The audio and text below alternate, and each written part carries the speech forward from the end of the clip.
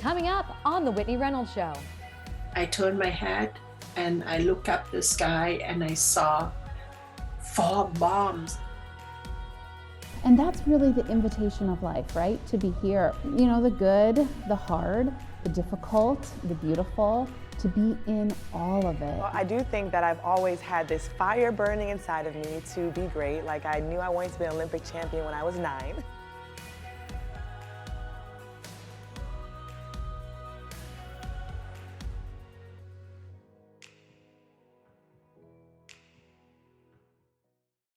We always say on the show, your story matters. But today we're breaking it down and looking at the journey that's forming your story.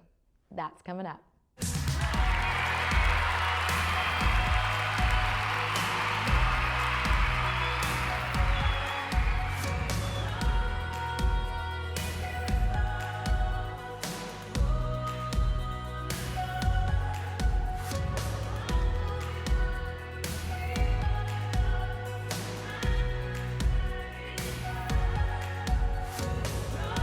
We have a woman whose face connected with millions and the journey behind the picture that captured one of her hardest moments. I saw the airplane just so fast, very loud. 2 words to us, to me.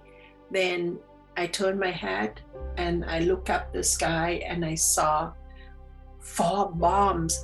She was caught in the middle of the Vietnam War. Kim Phuc, just 9 years old, survived a napalm bomb attack that not only left a physical impact on her, but also a lasting image in her mind and around the world.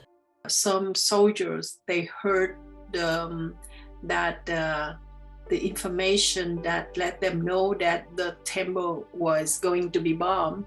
So I ran outside and suddenly the fire was everywhere.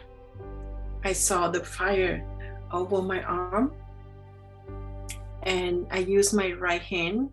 I wiped it up. Then that's why I got burned in this too.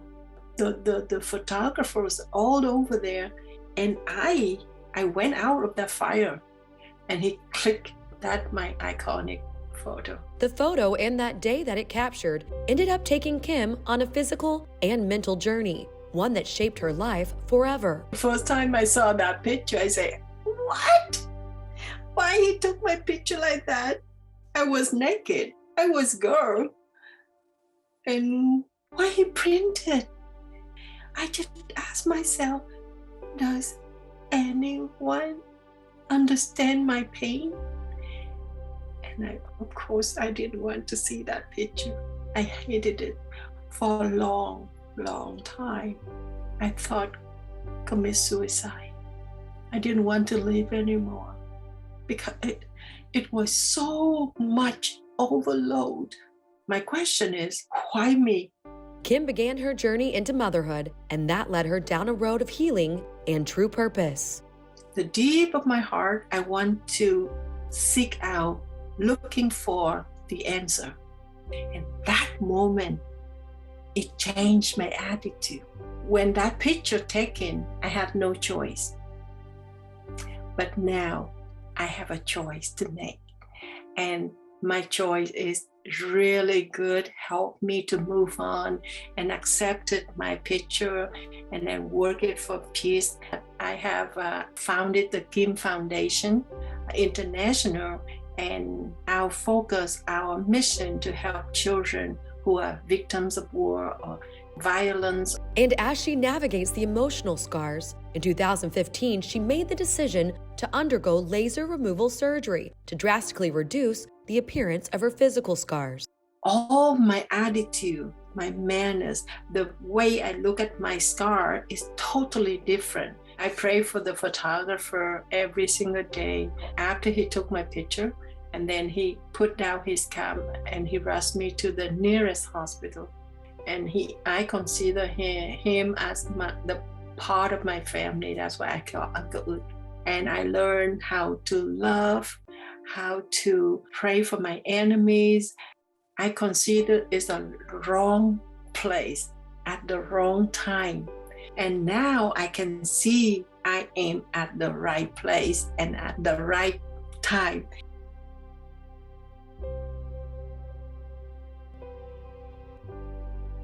The race called life. It's the journey that we're all on, and today we're doing it together. It was an early morning, and the energy on site was exhilarating. Surrounded by thousands, all with different journeys to get to this 5K start line. They all ran at different paces, yet were on the same path. And that's similar to life. We all have different chapters in our story, and we wanted to learn more about some of those on today's course. I had open heart surgery when I was 34. I had a bicuspid aortic valve, so it was causing narrowing of my valve, so my heart wasn't functioning properly. So I went to my cardiologist, and that's when they did testing and found out my issue. At just 36 years old, Stephanie Grasso underwent a major health procedure, one that led her on this journey of perseverance to accomplish her dreams. And that led her here. So my mom did the 5K with me today, and then I'm doing the rest of the challenge for the weekend, which is a 10K and a half marathon. Stephanie is not alone in the grit that it takes in life to accomplish your dreams. Some dreams evolve and inspire new dreams. Some have been on the same path of chasing their goals right from the start line. And nobody knows this better than Olympic gold medalist Sonia Richards-Ross. It's so funny because I always feel like when you're asked to kind of come in and inspire people, you don't realize how much they inspire you. And as I'm looking out and seeing these thousands of people at 4 o'clock in the morning, all committed to doing something so great for themselves, I just felt so inspired to be there, and I just couldn't wait to get started and run with them. So you said the people really inspire you, but your journey to get to where you are today, what has been your motivation? Well, I do think that I've always had this fire burning inside of me to be great. Like, I knew I wanted to be an Olympic champion when I was 9. At 9? Yep, at 9 years old. And did you tell people that? Yeah, for a class assignment, I wrote I'd be an Olympic champion. That was the goal at 9. So I knew it at a young age, but I would say my family support and my family, they were the ones that really inspired me to be great. My dad told me since I was 7, you're gonna be an Olympic champion, you're gonna be an Olympic champion. And I think by the time I was 16, I believed him, and then I believed in myself. And so, you know, I would say my family, they definitely inspired me and motivated me to be the best in the world. Both of these ladies are a great reminder, whether it's the race of life or a literal one, like today, you can find inspiration at every mile. And from a gold medalist now to an NBA player, let's find out his journey. You're in college, you're on the hype of your career, and then you think you're probably going to go right into the NBA, right? It was just a lot of self-perseverance, you know, kind of having the vision of where I wanted to be, and just put my head down and go to work. Is that what it was? Is putting your head down, going to Yeah, work? it's just staying really focused, really present, you know, trying to be wherever my feet were, and just work hard and give myself the opportunity. You are a person outside of basketball too, and for anyone at home that is on the journey of life and needing that inspiration, what would you say? I would just say, you know, the self-belief is everything. You know, there are days where I had bad days, but I just kept telling myself, like, you know, you're good enough, you know, you put the work in, when the opportunity comes, you're gonna be ready. And then it did, and I was prepared. So for me, it's just about staying true to the work and being ready when the opportunity knocks. Going back to a place and time in your life to relive old memories and build new beginnings. This is the concept of Dave Franco's film, Somebody I Used to Know, starring his wife, Alison Brie. In the movie, Alison plays Allie, whose journey is changing drastically. While she's trying to figure out her future, she steps back into her past and discovers her former love is now engaged. We were fascinated by these themes of like the one that got away and this idea of like relationship amnesia that people have after a breakup, where the second they get lonely, they sort of pine for that person, even if they know it was maybe not the right person for them. You know, there's, it's not something that I've experienced in recent years or anything like that, but like a lot of people I know kind of struggle with this on again, off again thing. And I just think we wanted to kind of dig into it. This Amazon movie is one of self-discovery and had me personally asking the question, how can what once was and now is coexist? And the scene that helped me answer this is living in the now moment. So we have another poster for the movie where she is streaking, and we did, on the day that we shot that scene, in between setups, we did a whole photo shoot. How freeing was that? Oh, great. It was very freeing. I have a history with streaking. I did a lot of streaking in my college years and some in my adult years. And we decided to tap back into that for the movie. I just want you to know I was watching it at home and I'm like trying to make dinner and my daughter comes in right at the time you're running naked. Perfect. I'm like, oh my goodness. I'm like, Marlo, step away, step away. And how was it for you seeing your wife? You're like, there goes my wife just running naked. I said, there goes my wife. All laughs aside, the major life shift we see running beside Allie is something that might jog our own memory with the 2020 COVID pandemic. And it was Dave Franco's real-life experience that actually helped bring this type of story to life. I think during the pandemic, a lot of my friends, they kind of reevaluated their lives in terms of their relationships, where they were living, their jobs. And some of them made drastic changes because they were like, you know what? I wasn't happy with whatever it was, and I'm going to make a big life shift, and because it's not too late. I think we all go down whatever path for a long time, and even if sometimes, even if you're successful at it, it doesn't necessarily mean you're happy, but also it's not too late to kind of make a pivot. And even in just such small ways, even if it's just like taking up a hobby of something that you used to love to do. My dad, he had gone away from painting forever, and he took it up again after 40 years, and I'd never seen him happier. And so it's like, there's these things inside that it's like, no, listen to that. Before we ended our time with this couple, we wanted to know how their someone has evolved. And even more so, how they've done it side by side. Y'all are both young, you're married. There's a lot of interesting things that makes you this power couple. How did y'all get here? Slowly but surely. Yeah. I think that it really was a process, Dave wrote and directed The Rental. He wrote it with Joe Swanberg, and that was sort of like his real first foray into writing and directing a film. While I was working on Glow, I wrote a movie called Horse Girl with my friend Jeff Baina. I directed an episode of Glow. So we were dipping toes into being on the other side of the camera and having such a good time, and then shooting The Rental together. I was in it, Davey directed it, and that was such a great experience that we were sort of just like, why don't we just start from the very beginning together? And obviously, for the first one that I directed, it was terrifying. When you do anything new, especially putting yourself out and making yourself that vulnerable. But it's such a great time, and I don't know. It felt like, okay, we survived that, and now let's keep pushing it further. Let's take more risks. It sort of felt like we thrived. We definitely thrived. No, we definitely thrived. It wasn't like we survived that. It's more just my crazy mind of thinking that I'm actually going to die during this process. It's crazy when you think about both of you being under one roof and doing this project. That can be a really scary leap too, because it's your family putting your name out there together. Yeah, for sure. But I think part of, the story of this movie is partially about kind of taking risks, shaking things up to get you back to a feeling of joy in your life and just feeling passionate about your own existence. I think that's part of what we've been doing by taking the reins and starting to make our own work. And also just having each other throughout this whole process. It's nice to have someone to lean on. Well, we are all on our own journey and the leaders of our own lives. But what happens when we get distracted? We might miss what's actually happening big time in our journey. Well, our next guest is an expert when it comes to being present and remembering all the special moments for each of our milestones. Welcome to the show. Thank you, Whitney. It's so good to be here. Well, I am glad you are here because we've been talking about the journey and we have you in our expert role. And you wrote a book that is really changing the way you think about presence. And I feel like one thing that is so important on all of our journeys is actually being there in the moments. That's right.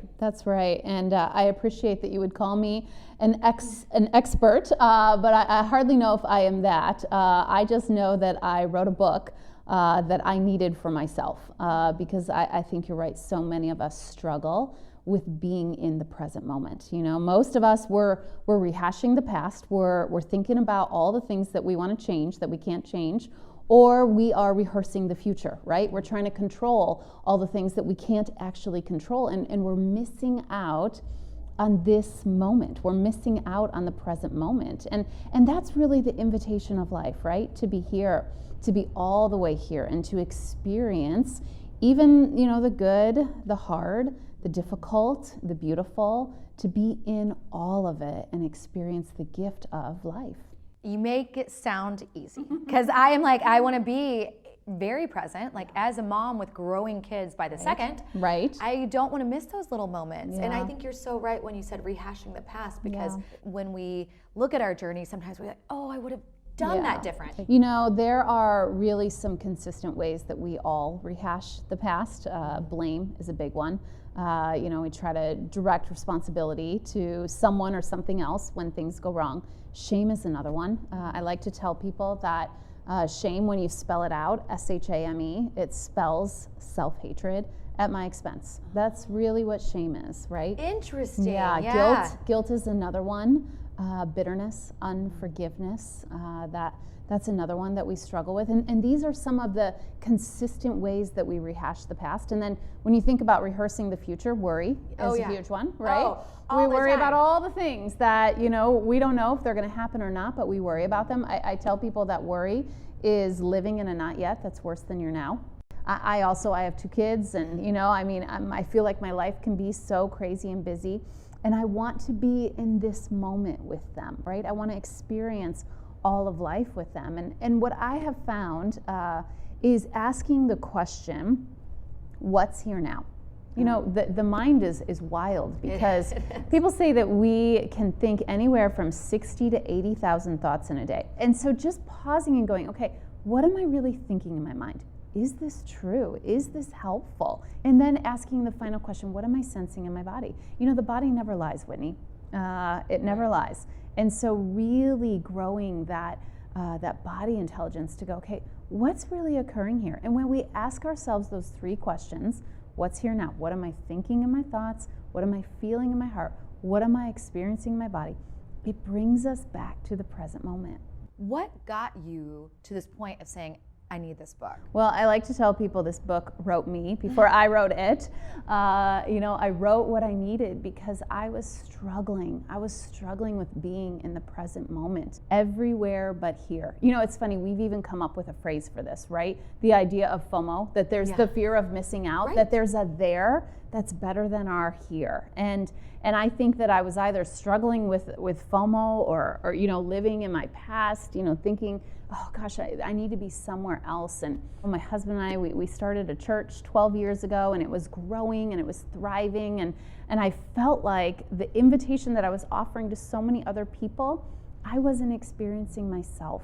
No, I want to live this life. I wanted to be said of me, she was all the way here. Like, she lived all the way here. Besides reading the book and fully getting into how we do this, what are some easy tips that we can say? We don't experience peace unless we practice presence. And the practice of presence is really just drawing yourself back.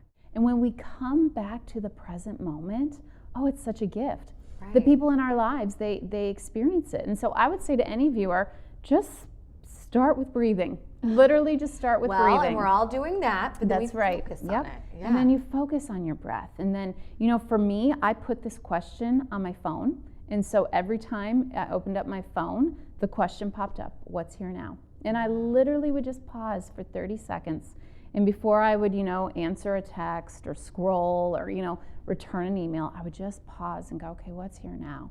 Has it helped you with your journey by taking pause and understanding? Absolutely, absolutely. Because I think that people get this sense like, okay, when she's with me, she's with me. And helping people learn how to practice the gift of presence really is a gift of experiencing peace.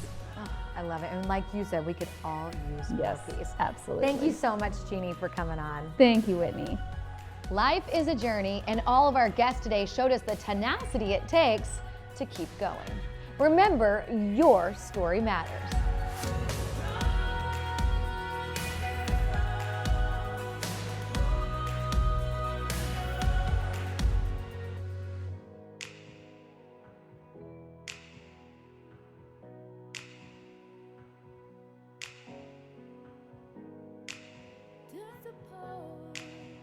Thanks for tuning in to The Whitney Reynolds Show, and as a bonus, we wanted to give you an extra story on today's topic. Let's take a look at this journey. A wedding ring can be a symbolic showing of love, and this specific ring completed this journey not just once, but twice. Diana Hamilstein had recently lost her mother due to a rare form of brain cancer and was given her wedding ring as a keepsake. She cherished this ring on many levels and was devastated when she accidentally lost the ring. However, unknown to her, fate was about to step in and the ring was found. You saw the ring on the ground. You thought, oh, there's no way someone would lose a big diamond ring. Yes, it didn't look real, to be honest with you. It looked like maybe something out of a Cracker Jack box, because what would that be doing in a parking lot? And it was sort of located near these trash bins. So we really didn't know. And just like a wedding ring that is in the shape of a circle and has no end, so was Catherine's persistence to find the owner. Meanwhile, Diana's heartbreak was getting worse. Ever lost hope in this journey that the ring was gone? Well, it's funny you should say that, because my mother's name was Hope. But I mean, I was starting to. It was actually almost 7 weeks had gone by. So I was really devastated, and I really just thought that was it. And that's when serendipity struck. The week of Diana's 40th birthday, she got a call. That morning, I had seen a missed call on my phone. They didn't leave a message, but for some weird reason, I just felt compelled to call the number back. And it was her husband had called me, and he answered, and he said, "Did you miss a ring?" And I started crying. When the two ladies met to exchange the ring, they discovered something shocking. Remember that rare cancer that took the life of Diana's mother?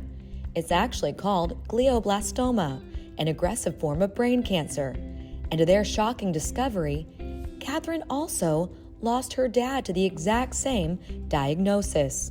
To think, in a city of over 3 million, not only was this ring lost and found, but it also formed a new union.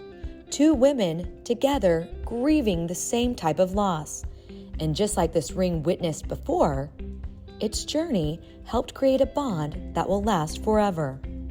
So we both have been on this journey, as our, watching our loved ones pass away from this terrible aggressive cancer. And so obviously when I found that connection, I felt my dad in every possible way just urging me to do the right thing, to not give up. The odds were not good that in a city of 3 million, I would find the owner of this ring. There was nothing, no identifying information at all on it, but he was just guiding me to do the right thing and to not give up, and that there was some maybe bigger purpose behind all of this. A ring united two women going through the same type of loss. Now I want to welcome our good friend and expert, Christine, to the show. You don't call yourself an expert when it comes to this, but you formed a business around it, so that's why you're here. Welcome. Thank you, Whitney. You're so sweet to call me an expert, but truly we're all experts in the love we carry after our loved ones passes away. And these tangible objects can really be so meaningful and powerful to connect people in the world through their loss and comfort each other while we're in this lifelong process of grieving. Well, that's what I love about what you've started, is sometimes when we look at grief and loss, we think the end, sadness, nothing else. And your company is really bucking that trend and saying, hey, actually the love you shared here can continue on. Right, when your physical bodies pass away, the love you feel is still surrounding you, and it's still growing, and it still has power over your everyday life. And I feel like if you don't recognize that, it's hard to move forward with hope, but if you do, you can find power and movement and spread their light that still shines bright, and it can be life-changing for yourself and other people. So you created a product line that helped people really navigate grief, loss, and what maybe to give someone when they've lost somebody? The product line was inspired because when our loved one passes away, their physical body isn't present anymore, so you need some tangible ways to connect. And I think being covered with a comfort wrap makes you feel like a hug from above, and just having the stone in your hand is trying to remind you to look for those signs, like You know, my sign from my dad is a pumpkin. He called me a pumpkin. So if I see it, I'm like, oh, hi, Dad. And still to this day, I always say that when your loved one passes away, like you lived a life alongside of them, and now they're like become part of you. Like they were part of your life, and now they're part of you and your everyday. And that's, you know, really my mission, to help everybody fill the bucket of Together at Peace with their stories and inspiration, and giving the good chills to each other because they're surrounding us. The good chills, what is that? The Good Chills is our Together at Peace podcast, where we share stories of hope and connection from people all over the world. So we like to share the stories because they inspire everyone to get the good chills. And those are the things that you can write down in your little notebooks and remember and go back to if you're having a really hard day and you're like, I remember when I got my job and I found a penny and I thought, thank you, Dad, I know you're proud of me. Or, you know, there's these little things that mean so much to you after your loved one passes away. Thank you so much for coming on. Thank you, Whitney. Our